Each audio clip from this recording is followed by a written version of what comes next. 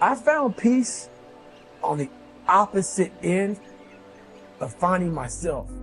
And no one really finds themselves without going through trials, tribulations, suffering, accountability. And accountability is suffering. Being accountable every day for doing it right, for yourself, for the people next to you, it's miserable.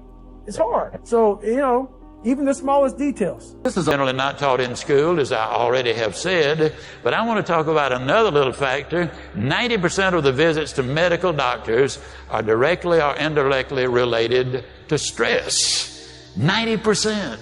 You got to go through setbacks and disappointments. You got to go through it. I'm talking about grit. I'm talking about endurance. Just having more stamina than they got. In order to get to the next level, you gotta sacrifice. You gotta take risks. You gotta be willing to do by faith whatever you're asked to do. Listen to me. There are no shortcuts to success. There are no discounts to success. It's always sweat. It's always blood. It's always tears. You always have to give all to be the best. So then, what are the emotions that are connected to survival? Let's name them.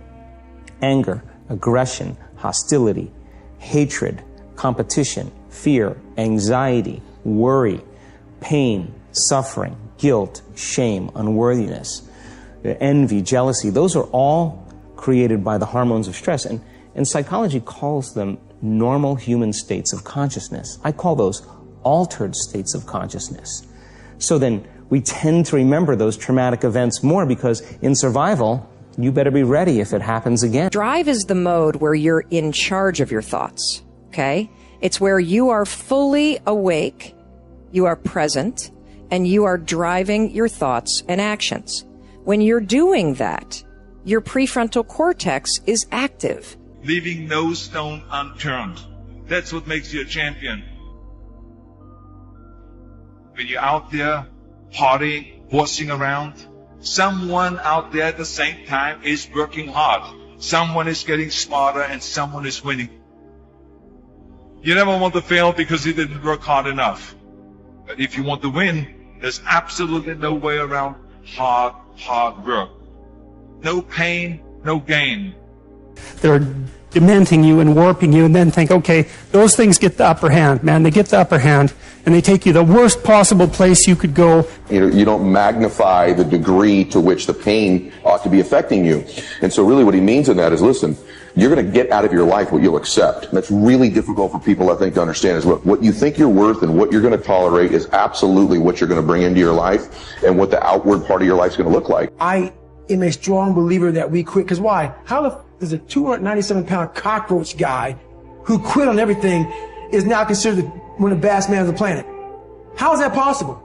It means I had to change one thing, my mindset. So there's no way in hell that was it, but that guy was it. Everywhere. You can use a simple trick. The moment you feel yourself hesitate, the moment you've got one of those moments where you know that you need to, this is that moment that Lewis talks to you about where you got to step outside of your comfort zone and you've got to lean into your passion and you've got to really take some risks and you got to feel the fear and you got to do it anyway. That's the moment where you just woke up and now you got a decision to make. Are you going to drift back into the habits or are you going to awaken your prefrontal cortex and drive forward and focus and do something new? You see, I think it would be arrogant if I thought I could stand up and spit it out just because I did it yesterday or hundreds of times. That's arrogance. When you respond to life instead of react to it, react is negative. You get sick, go to the doctor, she gives you a prescription, says, see me tomorrow. You walk in the next day, she said, uh-oh, it's not working. We have to change their prescription. You get a little nervous. But if she smiled and said, hey, it's working. And so she's just responded, and you feel better because now you see some real hope in order to get ahead in life.